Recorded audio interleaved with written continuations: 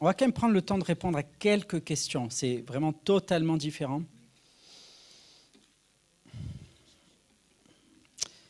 Mais je vous encourage à poser des questions parce que la question que tu as, c'est peut-être la direction à salut de ton frère ou de ta sœur. On ne sait pas. Mais ça peut être pour toi une petite question, mais quelque chose qui a un poids énorme dans la vie de quelqu'un. Alors, j'ai une question sur la pratique des fêtes de l'Éternel, sur les prières juives.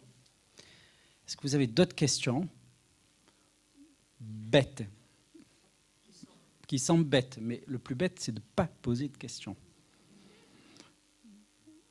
Non? Quelqu'un? Personne? Non? Sur le sujet d'Israël, quelque chose? Oui? Non? Non, rien du tout? Ok. Ça va venir. Ok. Alors, un frère me disait, j'ai eu entre les mains le livret qui se prie lors de Yom Kippour. Vous savez, Yom Kippour, vous connaissez Lévitique chapitre 16. C'est le jour où, une fois par an, le souverain sacrificateur rentrait dans le Saint des Saints. Comment il était vêtu? Comment il était vêtu? Des clochettes, tout ça, quoi d'autre? Ficelle pour le tirer. La robe, le pectoral? Ben non, il n'avait pas tout ça. Non. Et tout blanc. Le jour de Yom Kippour, il a 4 habits, tout blanc, et il est habillé comme un simple souverain sacrificateur, comme un simple sacrificateur. Et c'est la vision qu'a Yeshua, qu'a Jean au tout début du livre de l'Apocalypse. Vous trouvez ça dans Lévitique 16, hein, j'invente rien, vous irez voir. Donc, il rentrait en habit blanc et il remettait ses habits lorsqu'il paraissait, ses habits d'apparat lorsqu'il paraissait devant le peuple. Parce que peut-être qu'il était un peu méprisé, il fallait rehausser sa gloire. Donc on lui mettait le pectoral d'or et tout le tralala. Bon. Les amis, il y a un drame terrible, c'est qu'il n'y a plus de sang pour le pardon des péchés. Et Lévitique 17, donc juste après Lévitique 16 qui parle de Yom Kippour, Lévitique 17, verset 11, dit « Car la vie de la chair est dans le sang, je vous l'ai donné sur l'autel, afin qu'il serve d'expiation pour votre vie. Car c'est par la vie que le sang fait l'expiation. » Donc, il n'y a pas d'expiation sans sang versé. Le problème, c'est qu'Israël n'a plus de sacrifice. Vous le savez, ça fait des siècles et des siècles et des siècles qu'Israël n'a plus de sacrifice. Et Israël a fait une chose, les rabbins ont substitué au sacrifice la prière. C'est-à-dire que nous avons un sacrifice. À tous les sacrifices qui étaient faits, nous avons un sacrifice qui s'est substitué à ces sacrifices, celui de Yeshua. Et les rabbins sont partis d'un verset dans le chapitre 14 du livre de Osée, au verset 3. Et voilà ce que dit ce verset. « Prenez avec vous des paroles de repentance et revenez à l'Éternel. Dites-lui, pardonne toute faute et reçois-nous favorablement. Nous t'offrirons au lieu de taureau l'hommage de nos lèvres. » Alors, qu'est-ce que ça dit? Est-ce que ça dit qu'on peut remplacer les sacrifices de Yom Kippour par des prières? En fait, ce n'est pas ça qu'il dit. Il dit, on va s'engager envers toi de manière à ne pas avoir à amener ces sacrifices. D'accord? Et toutes ces prières qu'il y a à Yom Kippour sont des substituts aux sacrifices. Et même toutes les prières d'Israël sont des substituts aux sacrifices. D'accord? Les prières qu'on fait le matin, le midi et le soir. Donc, est-ce qu'on peut s'engager dans ces prières de la synagogue? Ben oui et non. Oui et non. C'est un sujet très délicat. C'est un sujet délicat pour Yom Kippour d'abord, parce que nous, en tant que messianiques, on a déjà l'expiation. On ne va pas aller demander à Dieu, sauve-nous, pardonne-nous. Alors, on peut utiliser ce jour pour un examen de conscience, c'est très bien. Comme un jour d'intercession pour Israël, c'est encore mieux peut-être. Mais je ne conseille pas forcément de suivre ces rituels de prière à Yom Kippour. Après, il y a d'autres choses que vous ne voyez pas en tant que chrétien, mais certaines prières ont été changées, modifiées pour en exclure les juifs messianiques. Et par exemple, à la synagogue, on a une prière qui s'appelle les 18 bénédictions. Vous avez entendu parler de ces 18 bénédictions? Ce qu'on appelle la Hamida, c'est une prière qu'on fait debout. Et les rabbins ont ajouté une 19e bénédiction qui est en fait une imprécation contre les minimes, c'est-à-dire contre les hérétiques, contre ceux en fait qui confessent Yeshua. Et ça a été introduit dans l'office de la synagogue de manière à ce que les juifs messianiques ne puissent pas prononcer cette prière et s'excluent par eux-mêmes de la synagogue. Alors, le judaïsme aujourd'hui, comprenez bien, ça se fait le matin, ça se fait le soir, ça se fait pendant l'office, la Mida. C'est juste une portion de ça. Alors, la prière de la Mida est très bien, hein, je veux dire, il n'y a pas de difficulté. Alors moi, je n'ai pas de problème à le dire parce que moi, je vois dans les hérétiques, je ne me vois pas moi. Mais pendant des siècles, ça a posé des problèmes. Il y a une autre chose, ne soyons pas trop naïfs. Le judaïsme actuel n'a rien à voir avec le judaïsme de l'époque de Jésus, de Yeshua. Et il est venu tout un panel de doctrines incroyables. Si je vous l'ai dit, vous n'allez pas me croire. Mais il y a toute cette cabale, cette tradition cachée, occulte, où on fragmente le divin en plusieurs entités et où on croit à la... qu'on appelle ça, métampsychose, non, la réincarnation des âmes. Et on croit aussi que si on fait certaines prières ou si on dédie certains enseignements, on peut permettre l'élévation de l'âme des défunts. Voilà. Et c'est des choses qui sont tous les jours. Hein. Si vous écoutez un cours d'un rabbin, il a dit ce cours est dédié à la réfoua chez les mains ou à l'élévation de l'âme de telle et telle personne. Alors, ça peut être pour la guérison, mais voilà. Donc, ne soyons pas trop naïfs dans ce judaïsme qui est face à nous. Ce n'est pas un judaïsme entièrement pur. Et chose intéressante, juste on va faire... alors, est-ce que ça amène des questions du coup? Peut-être? Des éclaircissements, d'accord. Alors, est-ce qu'on peut faire les fêtes juives? Est-ce qu'on peut faire Shabbat? Oui. Et voilà ce que je conseille pour Shabbat. On a une grande chance, c'est que nos églises ne se réunissent pas à Shabbat. Et moi, je ne souhaite pas qu'elles se réunissent à Shabbat. Je vais vous dire pourquoi. Le vendredi, on fait l'accueil du Shabbat en famille, on se réunit en famille, on se bénit mutuellement, tout ça. Et on consacre le Shabbat à la famille. Et de nos jours, il y a un combat énorme pour que nos familles soient consacrées à Dieu. Et utiliser ce temps de Shabbat, où on se retrouve en famille, où on prend ce temps de repos à part, c'est formidable.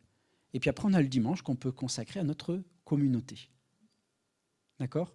Donc, il n'y a rien qui s'oppose à faire le samedi ou à faire le dimanche. D'accord?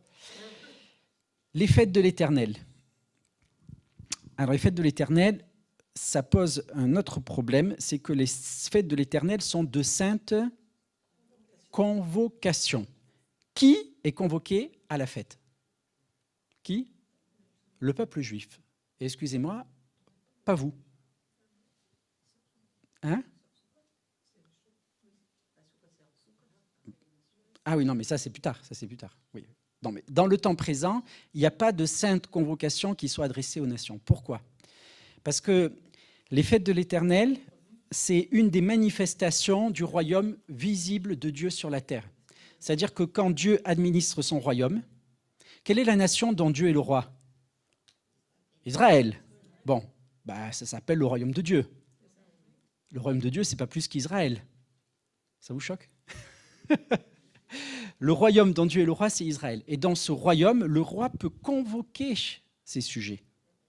Et il les convoque en signe d'allégeance et en signe de foi aussi. Parce que lorsque tous les hommes devaient monter en pèlerinage à Jérusalem, eh ben, il laissait les femmes, les enfants, et peut-être que les ennemis allaient les attaquer. Non, le Seigneur mettait sa protection sur le pays. D'accord ? Et puis, ce sont des convocations sur la terre d'Israël, parce que toutes les fêtes d'Israël sont des fêtes aussi agricoles. Et on a passé des années à Genève, et je voyais très bien pendant le temps de Pessah, où on commence la moisson de l'orge, que même pas l'orge était sortie, que le blé était encore tout vert. Et donc, ce n'était pas le temps de la moisson. Donc, en fait, les saintes convocations sont des convocations liées à Israël et liées au territoire et à la terre d'Israël. Et dès qu'on s'éloigne de ça, eh ben, il faut amener des adaptations. Donc, nous, on le fait, mais comme une invitation. On le fait comme un désir de s'associer. Et je pense qu'une des raisons principales pour faire les fêtes de l'Éternel, ça devrait être pour aller contre le décret de Constantin le Grand. Constantin le Grand, vous avez rappelé, hein, celui qui a décalé le temps des fêtes. Voilà. Soit on le considère comme une autorité apostolique et on se soumet à ses décrets, soit on dit « Ok, je ne vais pas suivre Constantin le Grand et je vais me rapprocher du peuple juif pour le faire en même temps qu'en signe de communion et non pas de séparation. » Voilà. Alors, on a fait toute une semaine sur les fêtes de l'Éternel cet été à Gagnères. On a traité ce sujet en profondeur. Je ne peux pas le faire maintenant parce que ça nous amène dans des choses trop complexes et trop grandes. Mais, amen, amen et amen. Voilà. Autre question, pardon? Oui. Comme ici, on a la salvation. La révélation on est regretté sur les racines. On se trouve comment là? Eh ben, tu te trouves être greffé à un peuple pour en avoir les bénédictions, mais tu n'en as pas. Tu participes à la mission d'Israël, mais tu n'es pas toi-même Israël. Et même si on dit qu'on est juif, dans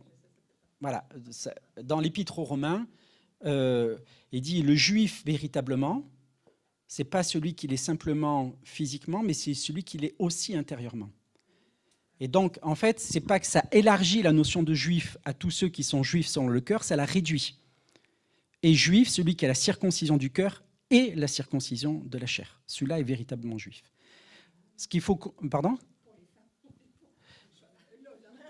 Oui, mais en général, tu vois, voilà. Donc, en plus. Et Paul, dans l'Épître aux Romains, Paul, il structure son épître selon une technique qu'on appelle la diatribe.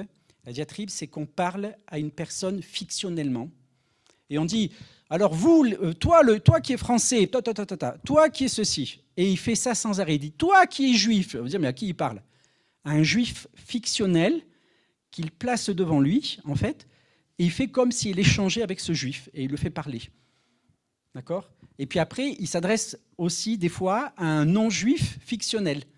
Et toi, tu me diras, et il le fait parler. Alors, c'est une méthode, c'est une méthode pour tenir un discours.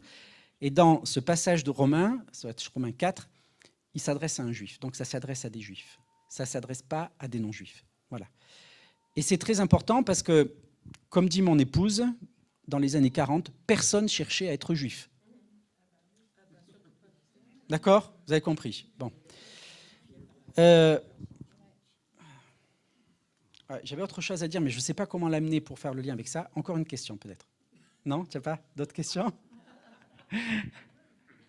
Voilà. Après, la difficulté, vous comprenez bien, c'est qu'il n'y a pas de tradition chrétienne en lien avec la célébration des fêtes de l'Éternel.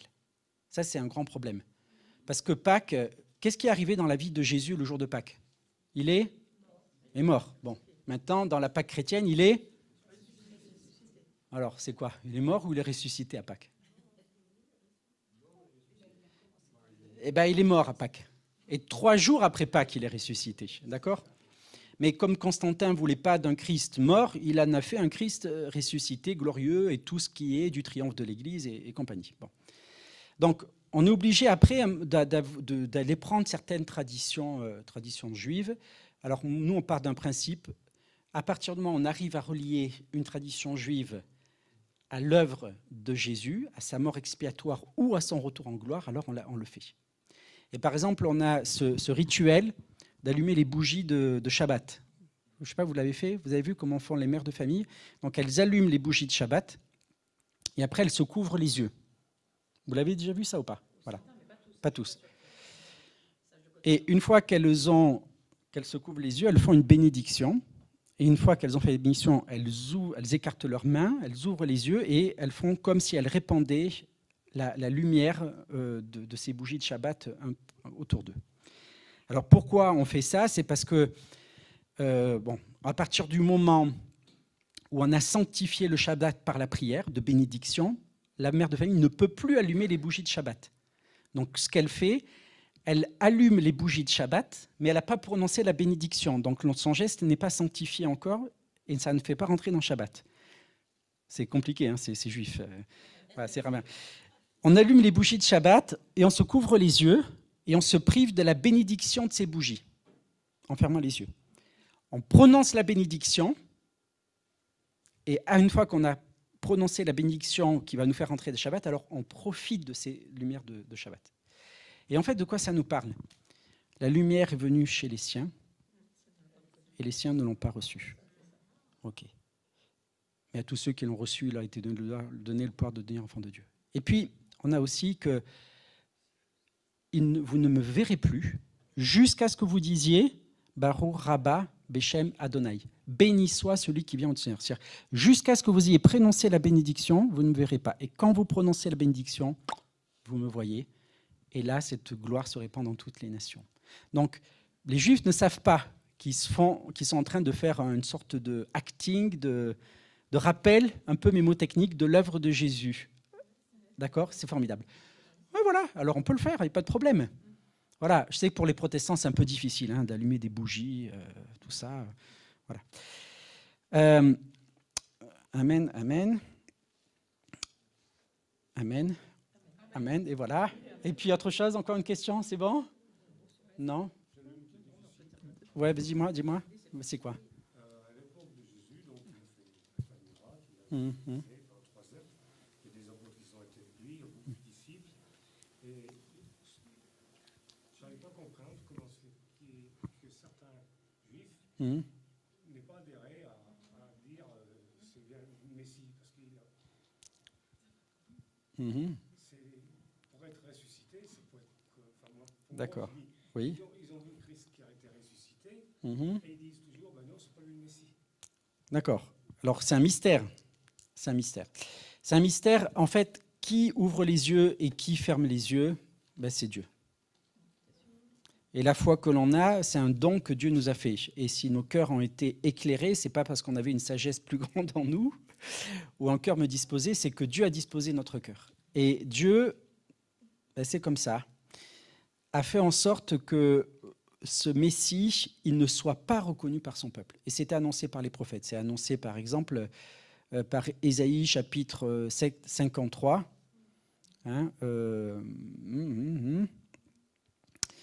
Où il est dit « Nous l'avons considéré comme atteint d'une plaie, comme frappé par Dieu, humilié. » Voilà.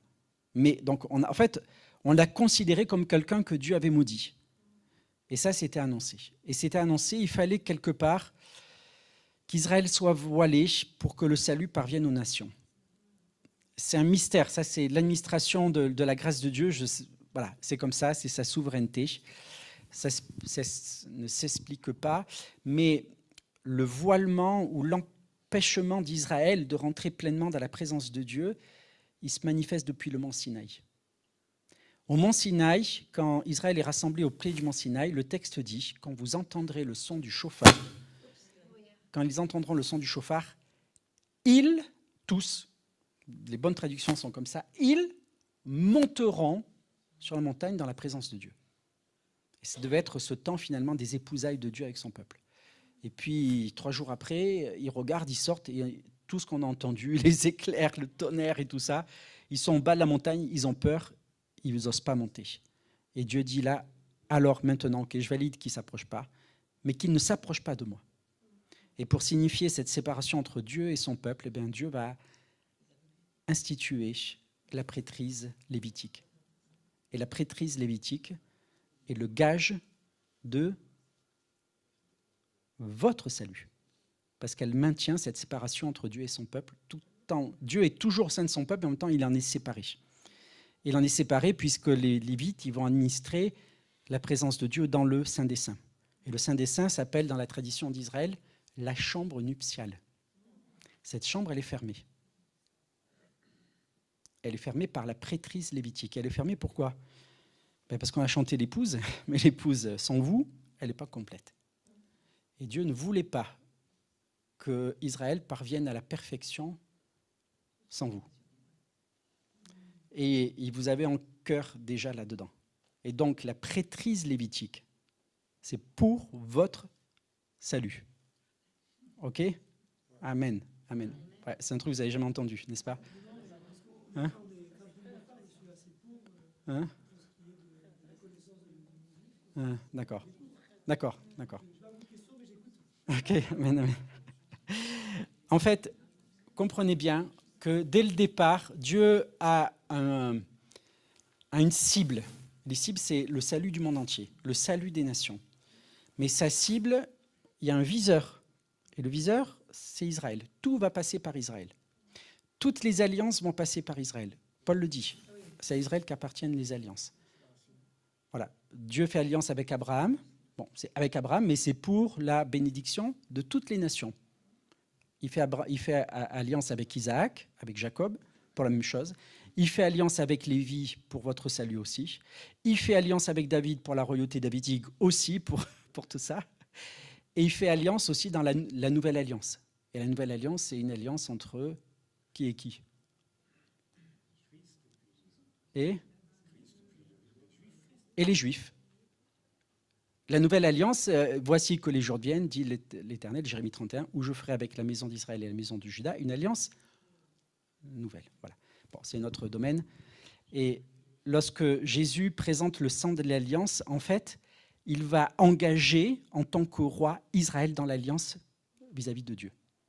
Donc c'est pas Jésus qui fait une alliance avec Israël, c'est Jésus qui fait une alliance au nom d'Israël devant Dieu. Voilà. Et cette nouvelle alliance, elle a toujours le même but, le salut de toutes les nations.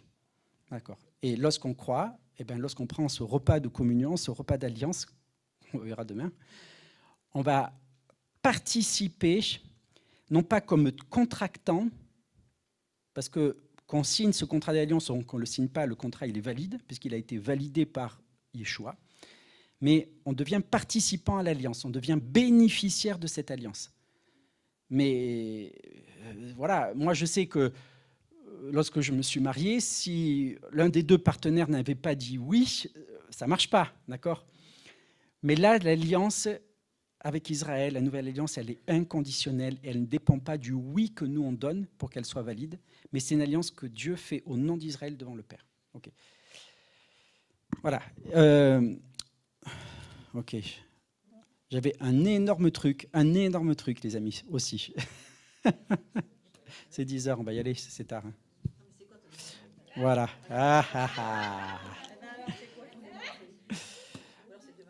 Non. En fait, il y a une chose un peu particulière dans... Ouais, mais... Bon. Oui, vas-y.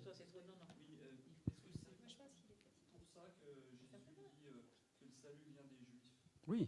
Alors,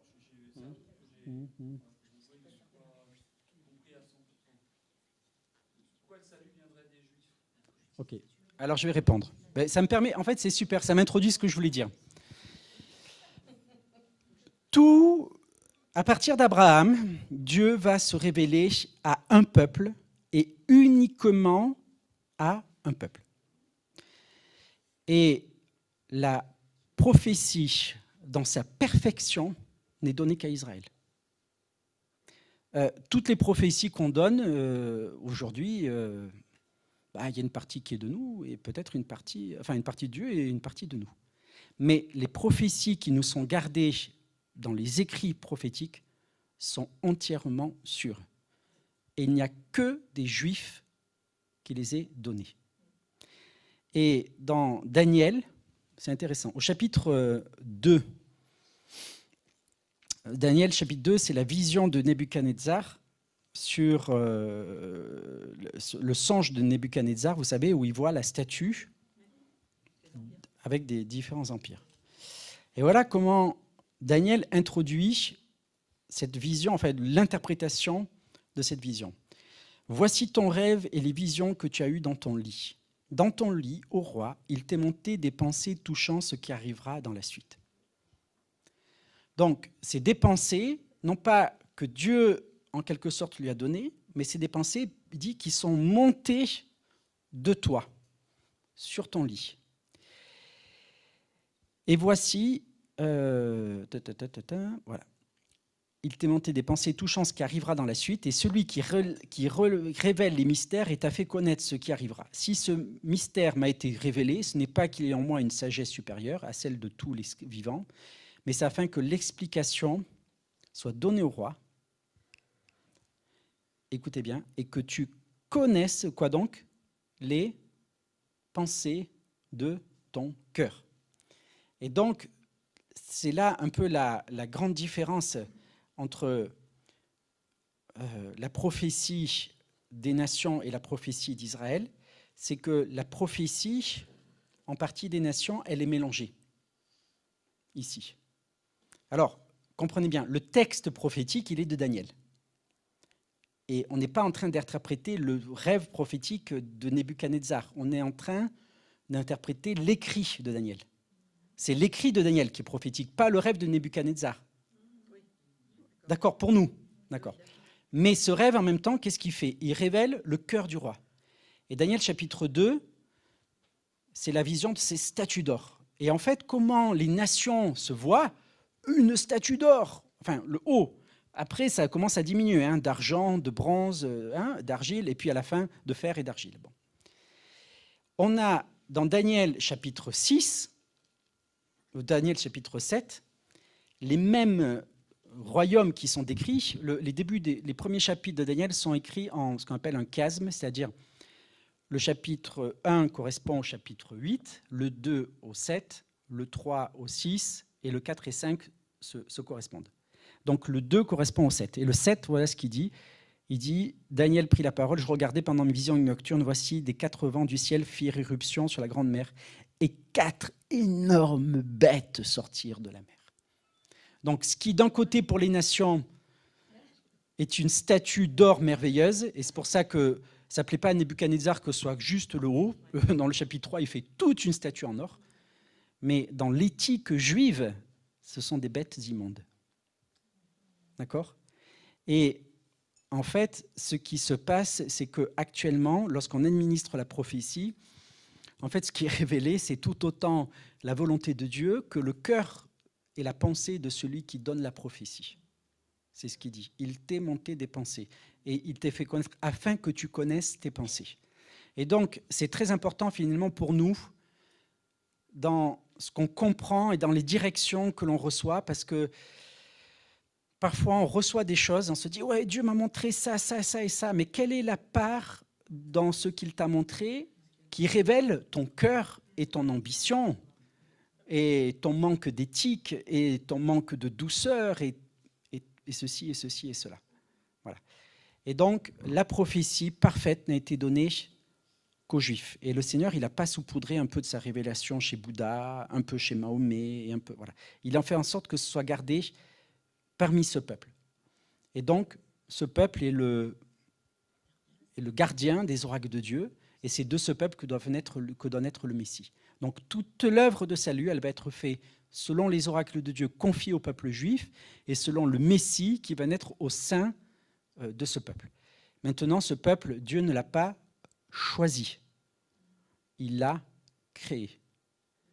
Hein, il y a 70 nations dans les tables des nations, et il n'a pas fait peut-être les Étrusques, peut-être les Égyptiens, puis pouf, pouf, pouf, ça sera toi que je prendrai. Pouf. Non. Il a choisi un homme, Et de cet homme, il a créé Abraham, Isaac, Jacob, et il a créé tout un peuple. Et donc ce peuple existe parce qu'il est appelé. S'il n'avait pas été appelé, il n'existerait pas. Et donc dans le peuple juif, l'existence et l'appel sont entremêlés. Et on ne peut pas les empêcher, on ne peut pas enlever son appel parce que c'est enlever même son existence. D'accord ? Voilà. Donc c'est pour ça que le salut vient des Juifs. Voilà, c'est pas qu'ils aient une, comme il dit, c'est pas qu'on ait une sagesse plus grande que les autres et tout ça. C'est le choix de Dieu, il est souverain, mais il a réalisé ses plans pour chacun de nous. Amen. C'est absolument magnifique. Merci beaucoup. C'est magnifique. C'est sûr qu'on aimerait rester, mais on n'assimile plus au bout d'un moment. C'est quand même un peu compliqué. Et je pense que aussi, Marc, c'est assez pour lui. On se retrouve demain matin. On va vivre un temps de communion avec Marc qui va justement nous amener... oui, la table de la communion. Oui, je lui ai demandé un peu de nous amener ce qu'il a, qui peut nous apporter autour de la Sainte Seine. Donc, je trouve ça intéressant. Enfin, moi, j'ai découvert avec toi la première fête, hein, parce que franchement, je ne savais pas. Hein, je ne savais pas du tout que l'Eucharistie, c'est un seder. Tu m'as dit, c'est tout ce qui reste du seder. J'avais oublié. Mais l'Eucharistie, c'est tout ce qui reste d'un seder, en fait. Donc, après, ça me semblait très simple. Le repas de la Sainte, c'est la même chose. Ça me paraissait très simple que c'est là où on se retrouvera tous. Et en fait, le premier seder en ligne qu'on a fait avec toi ensemble, franchement, beaucoup d'amis de la famille catholique m'ont dit, nous, on a fait le seder ensemble. Je dis, ah, ben tu vois, on a donc pris le repas de la communion ensemble. Tu ne le savais pas, hein? Et c'est comme ça que Dieu va nous étonner, il va nous mettre ensemble et ça va nous réunir de nouveau. C'est magnifique. En tous les cas, merci beaucoup. Merci à chacun.